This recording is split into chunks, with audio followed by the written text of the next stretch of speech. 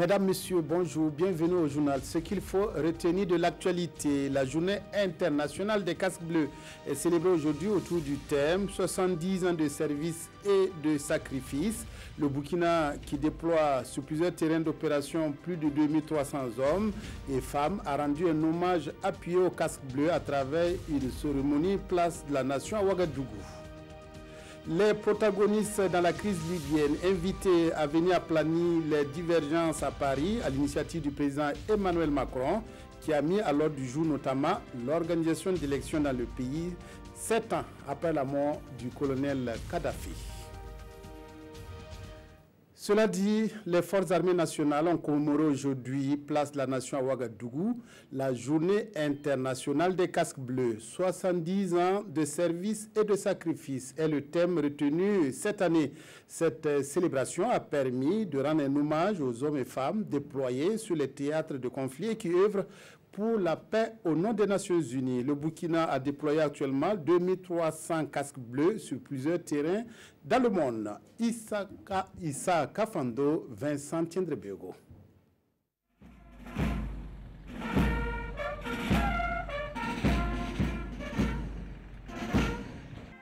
C'est une cérémonie vraiment sobre, mais empreinte de solennité dans un protocole militaire. Les forces armées nationales burkinabées se joignent à la communauté internationale pour célébrer la journée internationale des casques bleus. La cérémonie connaît la présence du secrétaire général du ministère de la Défense et des anciens combattants et de la haute hiérarchie militaire et paramilitaire. À ce service et à ce sacrifice, le Burkina Faso, depuis une vingtaine d'années, y participe. Vous vous souviendrez certainement de nos détachements, nos premiers contingents qui sont partis depuis le temps de la mission au Burundi jusqu'actuellement la mission de l'amunissement que nous avons au Mali. Et nous avons régulièrement contribué avec au moins 2 bataillons. Si la situation nationale s'améliore, on va continuer à les envoyer. Occasion également de rendre hommage à tous ceux qui sont tombés sur le terrain. Et le chef d'état-major général des armées mentionne aussi ceux qui sont en mission de sécurisation du territoire national à l'intérieur du pays. De la même manière que les soldats qui sont au Mali participent à la paix dans la sous-région, de la même manière que le rideau national contribue et facilite aussi leur mission, même si les conditions ne sont pas les mêmes. À ce jour, plus de 2300 Burkinabés sont déployés sur les théâtres des opérations, faisant du Burkina Faso le 7e pays pourvoyeur de troupes aux opérations des Nations Unies à travers le monde. L'UEMOA tente chaque année de rendre fluides les transports entre les différents États membres de l'Union en consignant dans un rapport les pratiques anormales dans le domaine. Le 31e rapport est soumis depuis ce matin aux spécialistes des transports de la communauté. Le rapport 2017 dénonce le nombre élevé de perceptions illicites aux frontières et aux frontières de contrôle et un temps assez long pour ces mêmes contrôles. Il faut y ajouter des nombreux ralentisseurs, les ralentisseurs souvent sauvages qui freinent la circulation entre les différents pays. Yacouba Gamene, Zalissa Sanfo.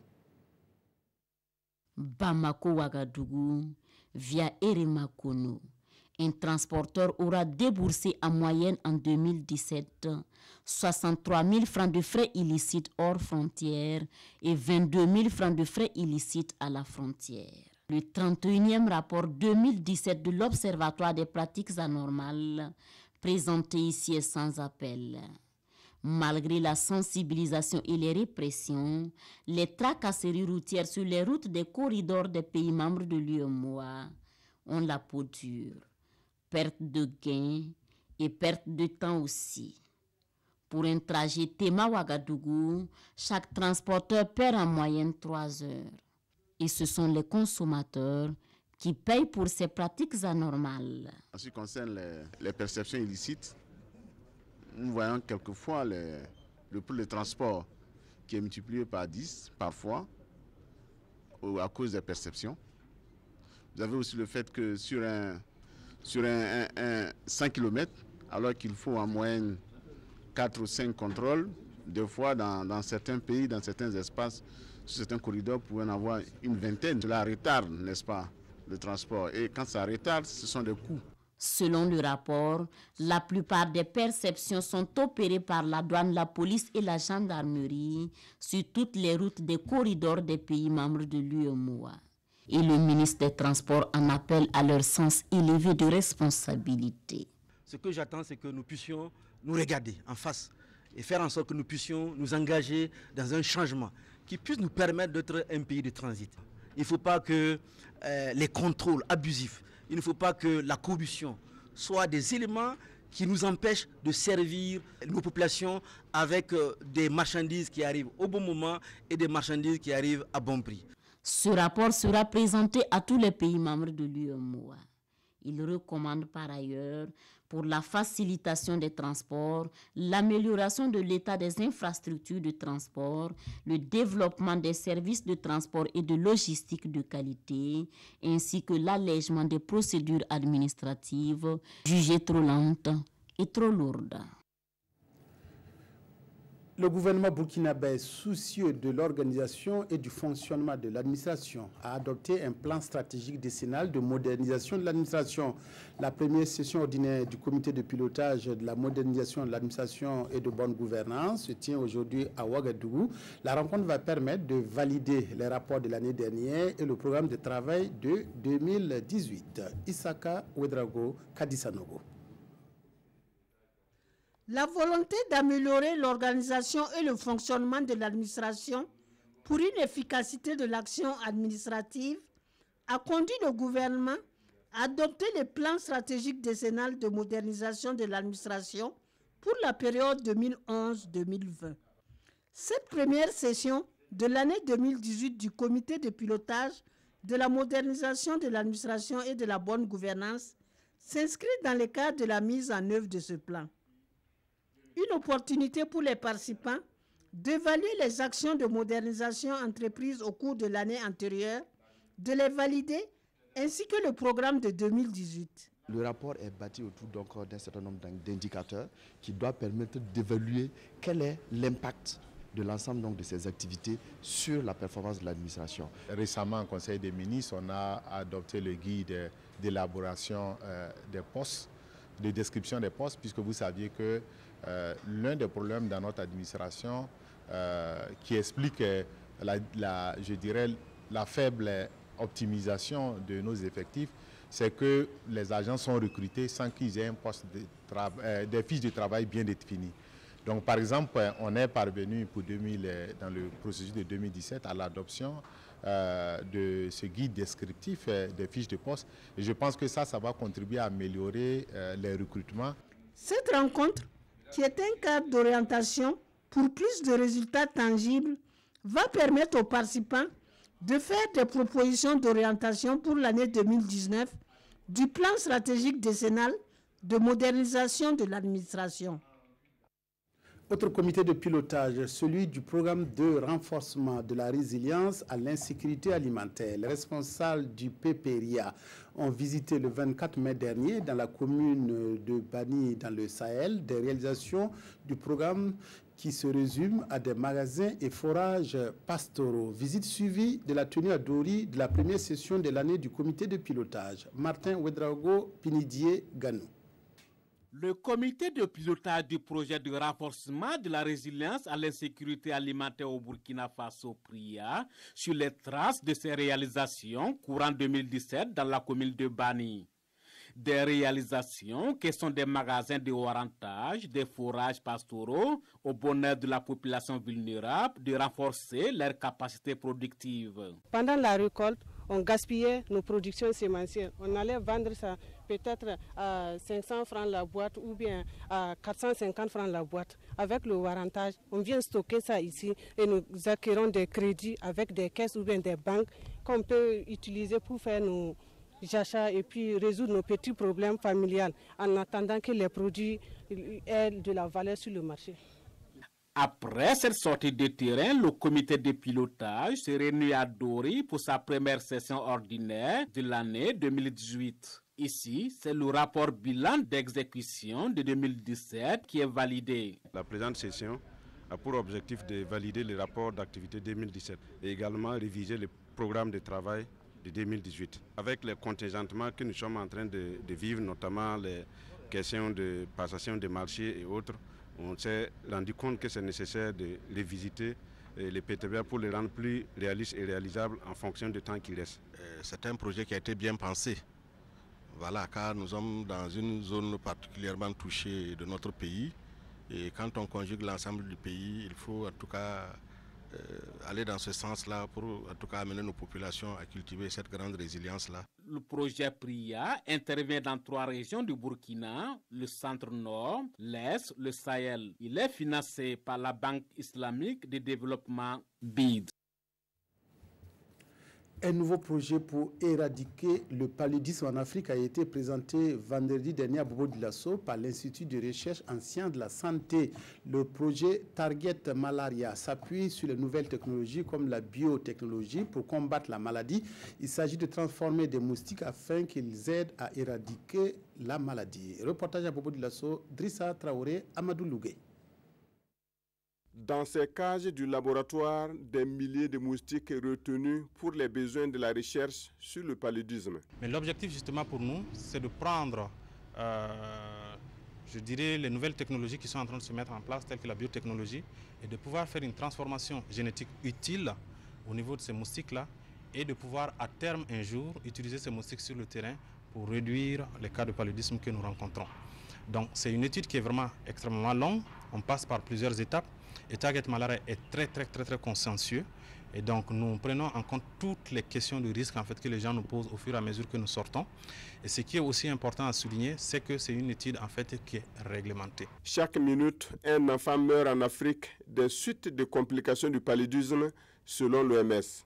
Ce projet innovant, Target Malaria, porté par le Centre Muraz et l'Institut de recherche en sciences de la santé, est persuadé qu'il va gagner la bataille contre cette maladie. Et moi je dis en fait que le paludisme, aujourd'hui en réalité en fait ce n'est pas une fatalité pour l'Afrique. Il y a de nouvelles technologies qui se mettent en place. Ayons le courage de prendre ces technologies, de travailler dans la responsabilité consciente, en toute transparence. Et une fois que ces technologies se développent, je me dis en fait que dans les années à venir, je ne peux pas vous dire quand précisément, mais l'espoir, c'est que nous puissions mettre le paludisme derrière nous. Le projet de recherche Target Malaria est présent au Burkina Faso depuis 2012. 2 autres pays africains travaillent également sur ce programme. Il s'agit du Mali et de l'Ouganda. La Libye toujours à la recherche de la paix 7 ans après la mort du colonel Muammar Kadhafi. Les principaux protagonistes de la crise libyenne se retrouvent aujourd'hui à Paris à l'initiative du président Emmanuel Macron. Après la rencontre de l'année dernière entre le général Haftar et le président Al-Sharraj, la diplomatie française essaie à nouveau de concilier toutes les parties prenantes au conflit en Libye afin de mettre fin au chaos dans le pays. 7 ans après la chute de Muammar Kadhafi, c'est toujours le chaos en Libye. Emmanuel Macron veut mettre un terme à la crise libyenne. Il en a fait l'une des priorités de sa politique internationale. Ce mardi, il réunit donc à l'Élysée les 4 principaux acteurs du conflit libyen.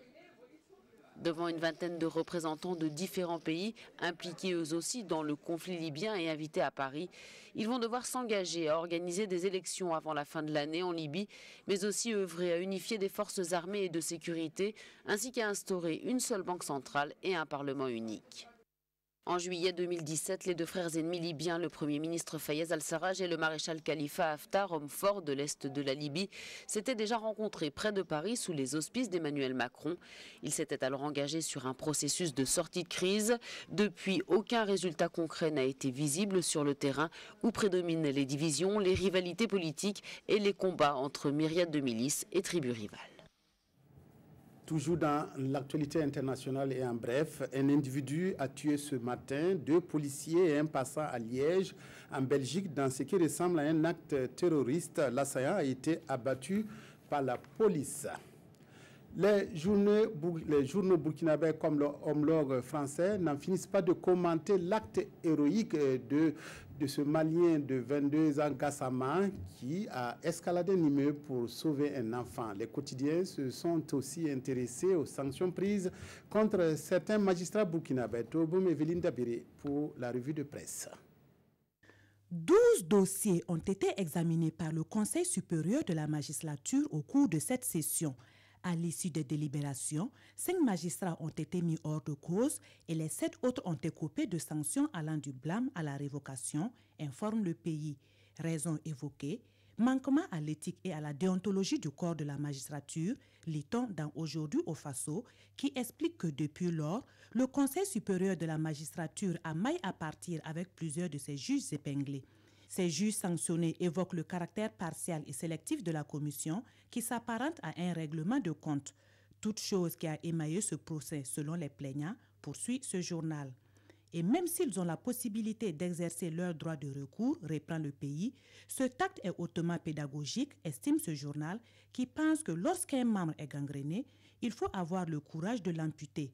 Et c'est ce courage qu'a eu le Conseil supérieur de la magistrature et que salue le pays en ces termes, chapeau bas au Conseil supérieur de la magistrature. Actualité hors du Burkina, c'est l'acte héroïque du jeune Malien Mamadou Gassama qui défraye la chronique. Ce Malien d'une vingtaine d'années, immigrant clandestin à Paris, a escaladé à main nue et sans protection aucune un immeuble pour sauver un enfant de 4 ans suspendu dans le vide au 4e étage, explique l'observateur Palga. Il aurait pu assister à la scène en tant que simple spectateur, comme certains l'ont fait, analyse le pays. Ou encore, fait de notre temps, sortir son iPad, filmer et balancer la scène sur les réseaux sociaux avec des commentaires saugrenus, poursuit Sidoya. Mais son sang africain plein d'humanisme l'a poussé à être sensible aux cris de détresse du garçonnet, affirme le pays. Et par ce tact de sauvetage, Gassama, surnommé l'homme araignée du 18e arrondissement, a été reçu à l'Élysée par Macron. Il s'est tapé non seulement des papiers, mais aussi il est devenu français et s'est même trouvé du boulot en intégrant le corps des sapeurs-pompiers, raconte Sidoya. Un acte qui a honoré tout le Mali, selon le président malien, qui l'a joint au téléphone, précise Aujourd'hui au Faso, qui rappelle dans ses colonnes cet autre acte d'un autre Malien, Diallo Batili, qui a sauvé des vies lors de l'attaque terroriste de l'Hyper-Cacher en 2015 à Paris. C'est tout pour cette édition. Merci de votre aimable attention à la RTB. Excellent après-midi à toutes et à tous.